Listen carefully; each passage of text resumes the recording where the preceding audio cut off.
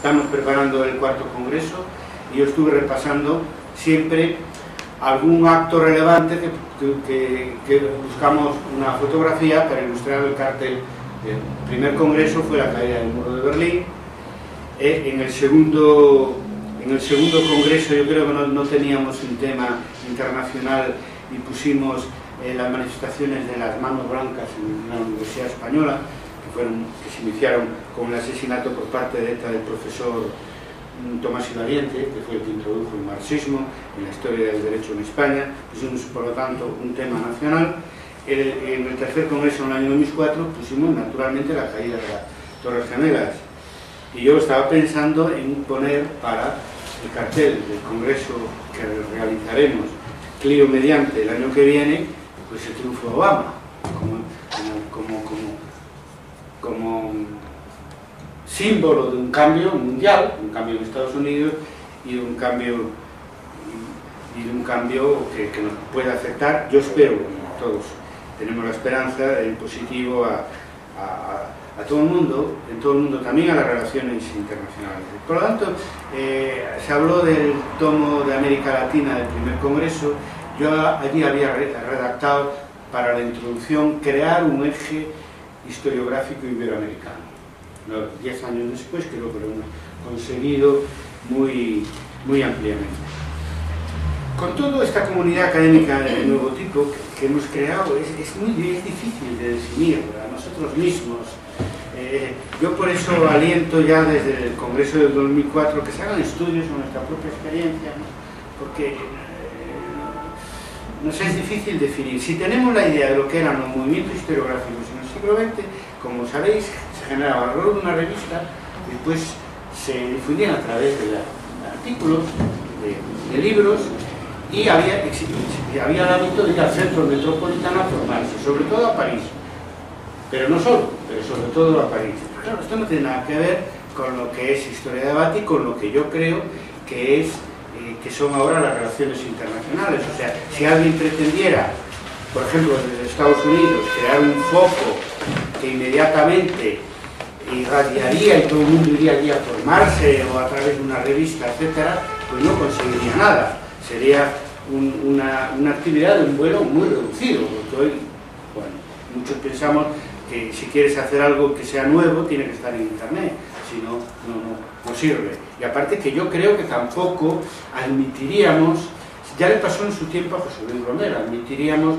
el carácter tan mimético y tan rígido que tenía, por ejemplo, que tuvo la extensión de la Escuela de Anales, desde el punto de vista internacional, y por otras razones también el marxismo de aquella época. Hoy ya no, estamos en el siglo XXI, ya no comulgamos con esas ruedas de molino, necesitamos un tipo de relación como se ha ido construyendo en la historia de debate mucho más abierta, lo cual no quiere decir que no se compartan temas básicos.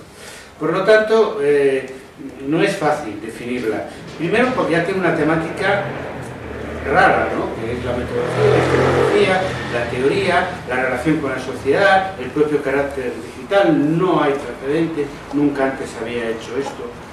De todas maneras, yo creo que hemos logrado una serie de actividades que son muy diversas y complementarias entre sí. Y yo he comprobado que puede que haya algunos colegas que estén en todo tipo de actividades, pero me da la impresión que la mayoría de los colegas vinculados a la historia del debate son más proclives bien al foro, bien a los congresos, bien al manifiesto, bien a la Academia Solidaria, sobre todo los tres primeros. O sea, el foro diario, hay a quien le gusta eso y solo eso.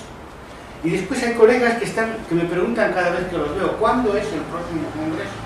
Y valoran mucho más las actas de los congresos, ¿no? Y después hay colegas que, claro, que estamos más interesados en avanzar con el manifiesto y con una plataforma historiográfica y en ponernos de acuerdo.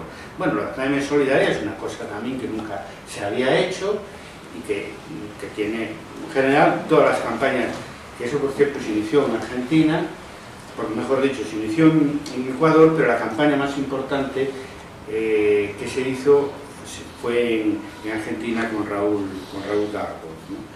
Bueno, pues entonces yo creo que Historia de Debate es como una galaxia donde hay agrupaciones de planetas, ¿no? Y donde cada uno se arrima el asco a uno de esos estrellas que genera un sistema planetario. Por lo tanto, la metáfora tiene que ser necesariamente global. Yo mismo ahora os estaba escuchando y bueno, ¿qué decir? Se habló de los jóvenes. Claro, para mí los jóvenes que nos interesan es lo que representa Mariela y Andrés aquí, que son los jóvenes profesores. En otros actos, bien porque había un congreso, bien porque un profesor llevó a sus alumnos, teníamos más público, pero un público discente. Para lo que hablamos en el manifiesto como relevo generacional, lo que nos importa son los profesores jóvenes, que están haciendo la tesis o que ya la hicieron y que de un modo u otro han conseguido ya tener un pie fijo en la universidad. Lo digo porque yo cuando me llevan a un congreso y aparece todo el público son estudiantes de los profesores que están allí. Y para ellos es como algo más que tienen que aprender. Y que es eso de que como Mariela, de que cuando nos conocemos tenía recién terminada la carrera y ahora está aquí 10 años después terminando la tesis como profesora, es muy raro, por razones objetivas, porque simplemente no es fácil conseguir el puesto. Y aparte que el que tiene interés de estudiante, lo sabemos como profesores, los que dirigimos tesis, los que hacemos todo eso, eso es uno se sabe cómo va a acabar eso, ¿no? Porque al día siguiente los ves en otra cosa muy distinta, etc. O sea que no es nada estable. El joven, sobre todo si es estudiante o si está empezando y no tiene una relación institucional mínima, pues eso es algo muy inestable, muy que se nos va el agua entre los dedos. Nosotros lo que nos interesa como relevo generacional es la generación joven. Y deciros que cuando se inició Historia de Debate en el año 99 en Internet, coincidió con la encuesta internacional a la que hizo referencia Marinés, y no sabemos la edad media en nuestra red, y menos aún de los visitantes diarios a nuestra web. Quiero decir, ni en la lista ni en la web. Pero sí sabíamos la edad media de los que contestaron nuestra encuesta cuando iniciamos Historia de Debate en Internet. Y era una edad de 30-40 años. Y yo creo que debe seguir siendo la edad media en Historia de Debate y en todas las actividades. Otra cosa es que los que pertenecemos a nuestra generación, cuando tenemos el hábito de ocupar el escenario mientras no nos echen. Eso todos lo sabemos y aquí no hay quien nos eche. Pero es una red muy joven, simplemente que está dirigida, y los que brillan más en los congresos pues no lo somos, somos menos jóvenes, pero todavía tenemos un recorrido. Entonces yo pienso que esto es Historia de Debate. La clave del éxito nuestro, además de Internet, creo que está en la combinación que hacemos de disenso y consenso, porque todas las actividades garanticen, en primer lugar, la puntualidad, pero por otro lado hay una preocupación paralela cara al consenso, o sea, el debate y la alternativa.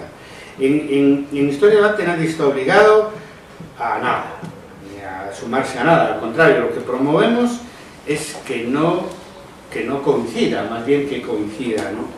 Incluso entre los firmantes del manifiesto, que tenemos unos puntos que es ahí el mínimo común denominador, que hay que revisar naturalmente y que incluiremos puntos nuevos, pero que eso no quiere decir que coincidiendo en unas cosas no discrepemos en otras. Y sobre todo que los puntos en los que coincidamos no puedan evolucionar y deban además evolucionar.